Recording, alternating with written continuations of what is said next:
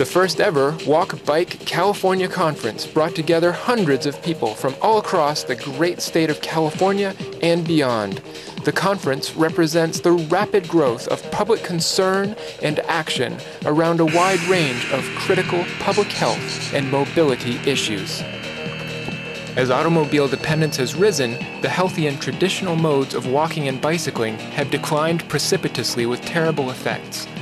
Air pollution and related ailments and diseases caused by inactive lifestyles have dramatically increased, as have the dangers of and barriers to simply walking and bicycling. We have a multi-billion-dollar crisis. Traffic congestion is also costing California billions, as population increase has created a transportation and housing crisis. You step back a little bit and it's pretty obvious all these crises are interrelated. So conferences like this provide an opportunity to really wrestle with those issues. How are we going to manage growth so that we develop some sort of sustainable communities, livable communities, walking and bike-friendly communities? This is just some of the context in which the first conference was convened. Over 27 sponsors made possible the 4 full days of 77 presentations organized along 5 different interest tracks.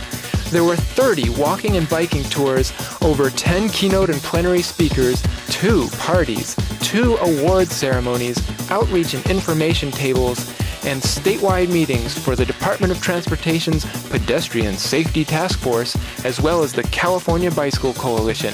Without a doubt, there was something for everyone. The conference practiced what it preached by providing ample, secure bicycle parking and locating itself within blocks of Oakland's main transit hubs so participants could easily get to and from the conference center. We were very pleased to host the first Walk Bike California Conference in Oakland because Oakland is a role model for many of the best practices we would like to see other cities follow. For one, we're a transit hub. We've always seen the connection here between walking, bicycling, and transit. Getting people to live close to transit is something that's of great interest to our city. The City of Oakland and the California Bicycle Coalition met for over 7 months to organize the Walk Bike Conference, running at a feverish pitch to realize this dream. It was awesome. We exceeded every single goal we set, and we're proud of it. Oakland was honored with one of 6 prestigious 3 Steps Awards for their cutting-edge Pedestrian Master Plan project. To create a master plan that we believe is the model for committees, not just in California, but across the nation. Jeff Morales, departing Caltrans director, presented the awards, and he himself was honored for his pioneering work with a standing ovation from the crowd of hundreds from throughout the state. We hope you enjoy it. Take advantage of it and show people that we made the right decision. Hey Arnold, keep up!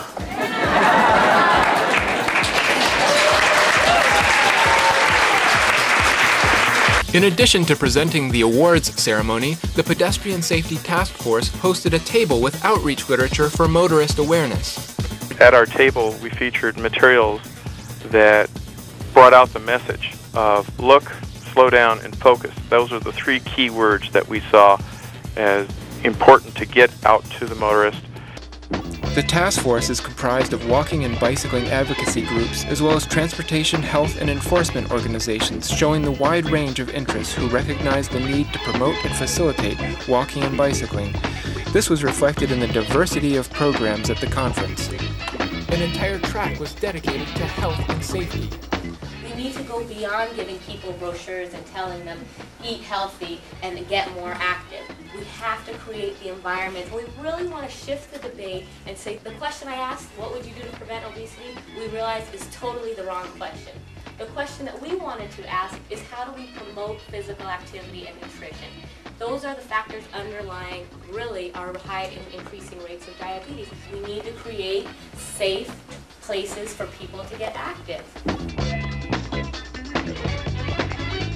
Peter Jacobson presented his important findings that dispel the myth that increased walking and bicycling increases danger. Again, the healthier places, the more bicycling, have fewer injuries. This struck me as kind of newsworthy. The more walkers and bikers we have out there, the safer we all are.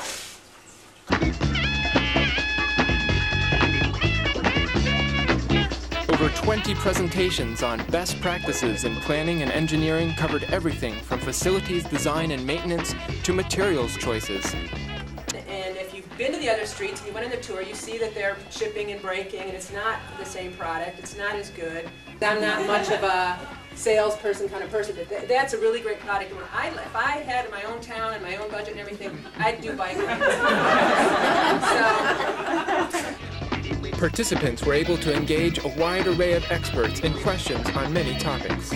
I really appreciated the bike map session because it really focused on the real world kinds of things.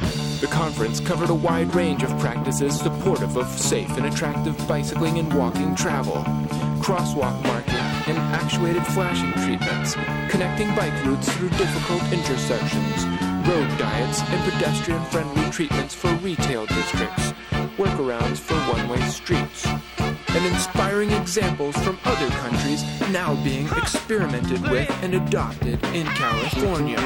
Best practices come from best ideas. The best practice itself is often something that's been put in place by what we call an early innovator, someone who's willing to go a little bit out on the edge and try something new. The conference itself is a best practice in that it's the first time we've given people throughout the state and from all these different disciplines and backgrounds to come together to discuss issues that are and challenges that face all of us in California.